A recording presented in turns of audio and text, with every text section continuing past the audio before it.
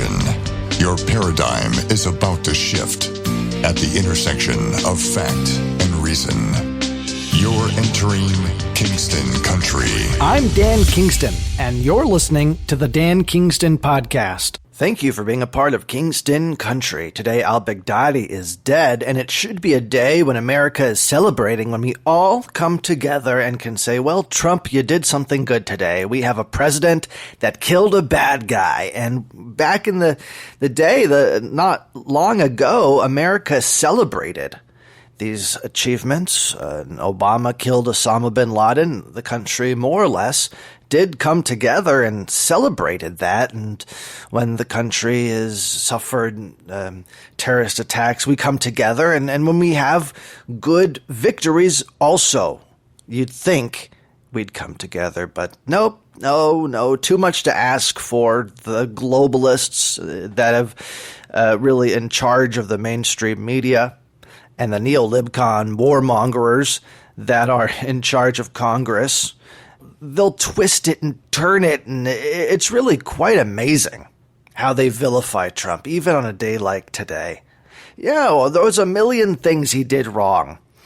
You could focus on the fact that the leader of ISIS is dead and that the caliphate's been destroyed, and Trump's largely, his policies have been responsible for that, to helping defeat ISIS. Yeah, you could focus on that reality, or you could just say Trump bad, Trump very bad, Trump bad because he didn't tell Nancy Pelosi this was going to happen.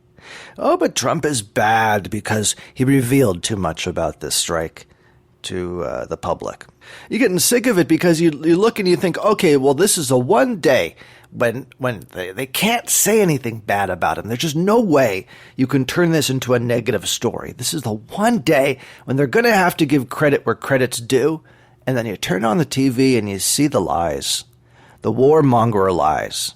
They're not going to stop. And so I'm not going to stop. And so you can't stop shedding light on what's really happening behind the scenes. They want war with Iran. Behind the scenes, there's a huge push. Who's doing the push? It's the military-industrial complex. And I often say that phrase. You just push that phrase around. People push that phrase around. Eisenhower pushed that phrase around. And it's the defense contractors. It's not some mystery unicorn what the military-industrial complex is.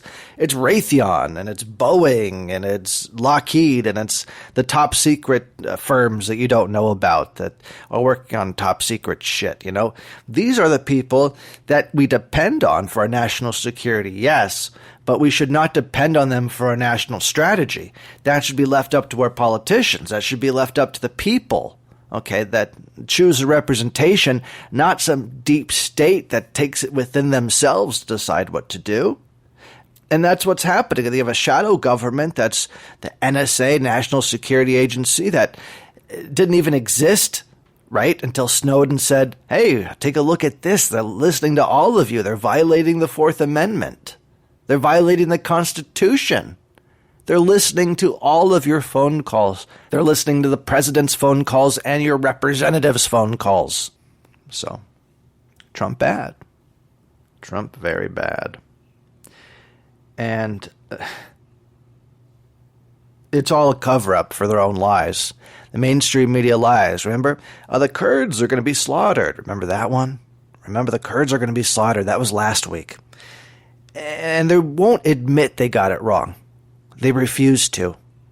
Instead, they twist and they turn and they cover their tracks so that you never catch on what's really happening. You just are fixed on their narrative, whatever they're spoon-feeding you.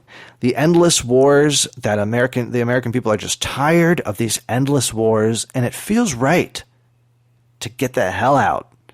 And these people telling you that we got to send in more troops to defeat ISIS have been proved wrong today.